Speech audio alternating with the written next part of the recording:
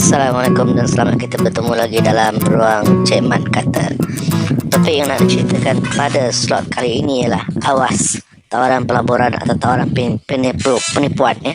Jadi topik ni topik yang diulang banyak kali, tapi ini sebagai satu peringatan yang seterusnya dari masa ke masa kita kena terus ingat. Ya, kita hari-hari kita akan berada dalam social media. Ada banyak kita terdedah pada social media, ada Facebook, kita ada Twitter, kita ada WhatsApp group, kita ada Telegram group lah, WeChat lah, macam-macam ya. Dan kita akan guna search engine, di mana kita akan tengok YouTube dan berbagai-bagai, dan kita habiskan masa kita seharian dalam social media itu.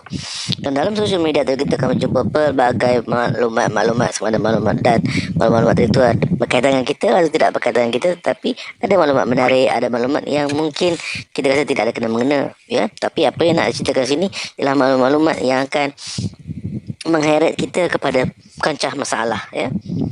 Dan kalau kita tengok di sini ya, kita kadang-kadang bila kita klik scroll apa semua, kita akan berhenti sejenak bila kita tengok tawaran pelaburan lumayan ya. Semua orang nak duit, dan tambahan dalam keadaan sekarang hari ini kita memerlukan duit ya, dan dapatkan duit bukan senang, sekarang agak susah. Dan bila kita tengok seperti selalu tawaran tadi itu dalam social media, perlu diingatkan social media tadi kita tak kenal siapa mereka yang memberi tawaran tersebut, siapa mereka yang di sebelah sana tu kita tak kenal ya. Jadi kita kena lebih berhati-hati. Memang tawaran tu menarik, tapi adakah ia merupakan jarak atau umpan kepada kita ya. Dan banyak tawaran ni kalau kita tengok lah ya, dan kita rasanya kalau kita tengok dalam social media, banyak maklumat cerita tentang bagaimana mereka ataupun ada di antara kita atau kawan-kawan kita yang terjebak dengan skim-skim pelaburan penipuan tadi tu. Dan rata-ratanya ya, antara kriterianya dia kata labur 1,000 dapat 10,000 dalam masa singkat. Tengok ya, jumlah pelaburan kecil, jumlah pulangan tinggi dan masa yang singkat. Jadi kena ingat, dan tidak keterlaluan. 1,000 ni rasanya mungkin tinggi, tapi ada juga tawaran pelaburan yang mungkin 300, 200, 100 dan menjanjikan pulangan yang tinggi, yang lumayan. Jadi di sini kalau kita tengok sini ya, dia kata berwaspada dengan skim penipuan disebabkan melalui WhatsApp. Sebab kita tak tahu siapa di sebelah sana.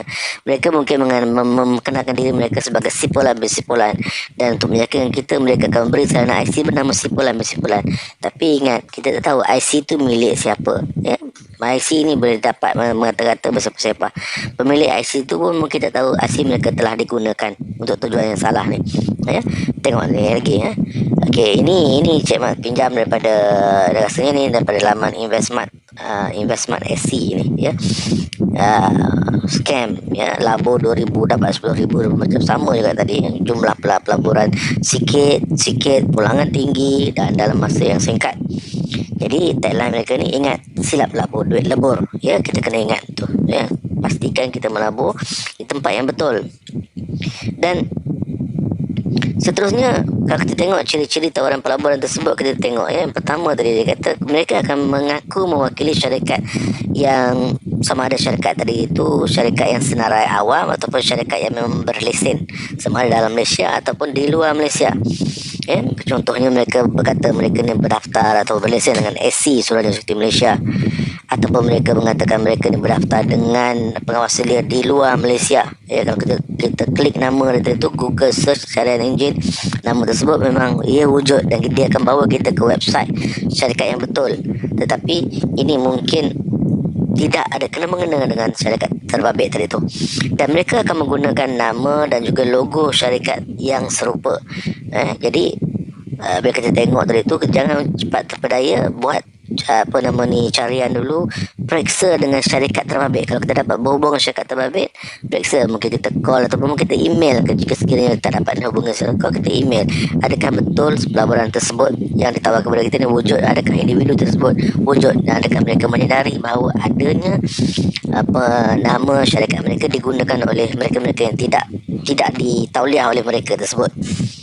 Dan rata-rata yang sebut pelaburan yang kita tengok dalam social media yang mempunyai penyakit macam ini ialah mereka pelaburan yang bila kita cari tidak wujud dan menjadikan satu pulangan yang tinggi dan tidak munasabah dalam jangka waktu yang singkat. Jadi kita ni boleh tengok letak 100 dapat 1000, atau letak 100 dapat 10,000 dalam masa 24 jam, dalam masa 3 jam, dalam masa 4 jam. Kita akan gairah, kita akan rasa excited, dan kita terlupa bahawa kita perlu check. Kadang-kadang kita fikir 100 saja, apa salahnya. Tetapi kalau bayangkan dalam Malaysia dalam satu hari 10 orang atau 100 orang yang kena, berapa banyak mereka dapat kutip daripada skim penipuan seumpama ni. Dan macam tadi Cik kata, kita tak kenal mereka, who's the person dia on the other side tadi tu. Sebab apa mereka menggunakan platform WhatsApp atau media sosial yang lain, contohnya macam Instagram ataupun Telegram group, dan mereka mungkin mengaku nama macam tadi, nama apa, bagi IC untuk yakinkan kita, tapi mungkin IC tidak ada guna dengan mereka, dan IC tadi tu bukan IC orang lain.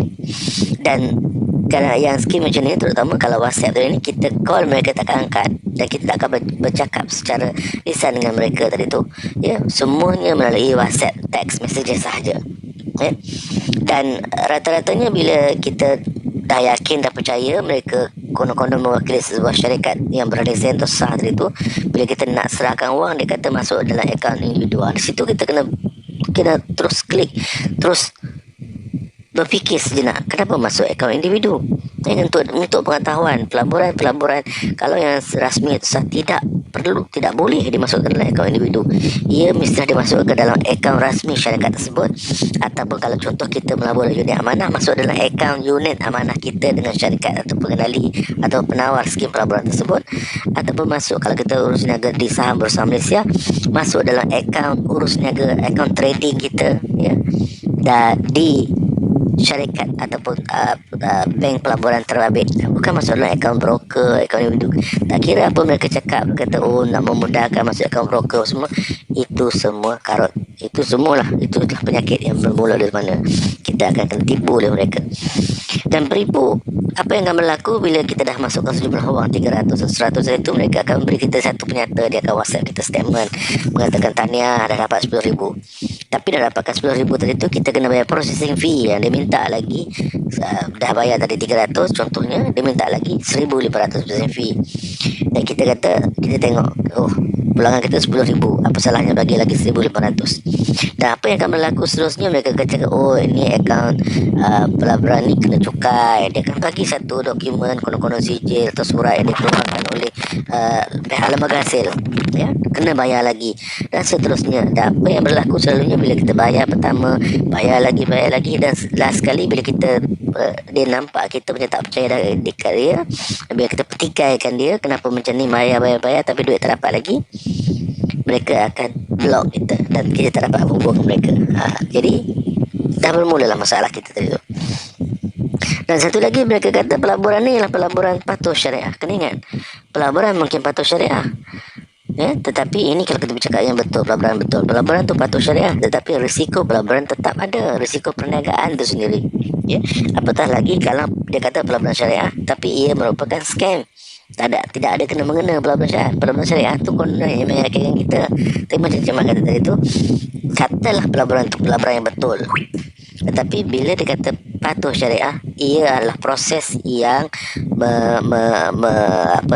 kita boleh kategorikan mereka sebagai patuh syariah, sebab dia ni melalui kriteria yang menjadikannya patuh syariah. Tetapi kena ingat, pelaburan tetap berhadapan dengan risiko perniagaan tadi tu, ya.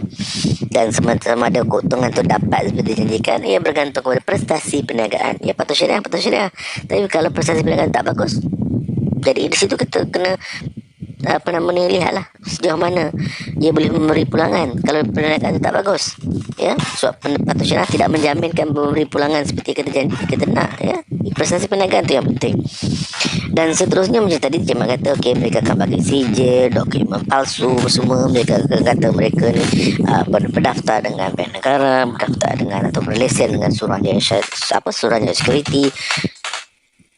Call pihak-pihak berkenaan, ya, pastinya mereka berkenaan semua telah menyalahgunakan logo syarikat terbabit itu ataupun memasukkan dokumen tersijil mereka tadi tu, ya.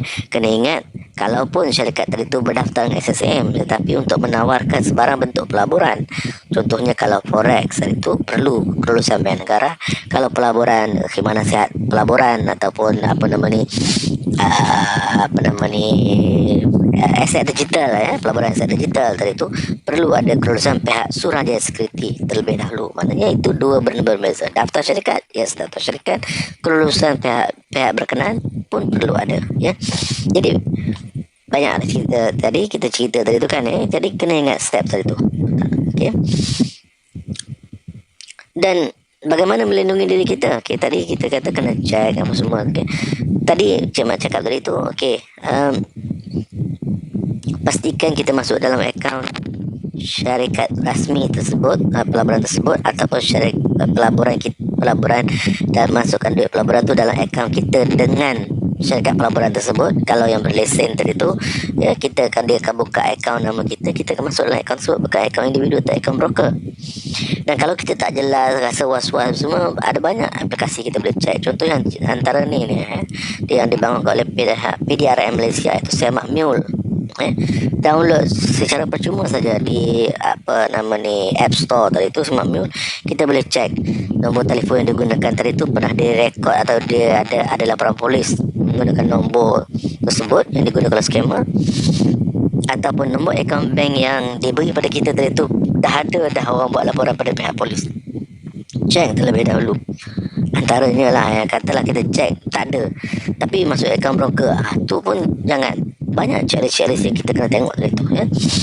Dan status individu atau syarikat tadi tu, okey. Macam yang ini dia kata check dengan Suruhanjaya Sekuriti, laman web Suruhanjaya Sekuriti www.sc.com.my, ataupun pergi ke laman website tu check investor alert list, ada tak pernah ataupun nama syarikat tu telah dimasukkan dalam alert list tadi tu, ya. Sebab apa? Mungkin mereka dah ada pertanyaan atau aduan kepada pihak SC, jadi SC mewar-warkan, maklumkan bahawa jangan terlibat ni, tak boleh sen, jangan terlibat, ya. Dan seterusnya dapatkan khidmat nasihat mereka yang berlesen atau mereka yang sah tadi tu. Okay, ingat, kita mungkin dah excited dengan tawaran-tawaran tersebut. Kita mungkin dah dikaburi oleh tawaran-tawaran tersebut. Tengok pulangan tinggi, dia orang kata kami berlesen, dia bagi dokumen. Tanya pendapat pihak ketiga pula. Jadi pihak ketiga ni mungkin dia punya celik dia tadi tu mungkin lebih celik sikit daripada kita lah. Kita mungkin dah kabur sebab pulangan tinggi ni, kita excited, ya. Jadi tanya mereka pihak ketiga tadi tu, terutama mereka yang berlesen, penasihat pelaburan berlesen tadi tu. Jadi saya rasa cukuplah setakat ni perkongsian tersebut, okey. Ingat, pastikan pelaburan pelaburan yang sah, pelaburan berlesen, jauhi scam, say no to scam, jangan tamak makan diri. Sehingga kita berjumpa lagi. Assalamualaikum dan selamat sejahtera.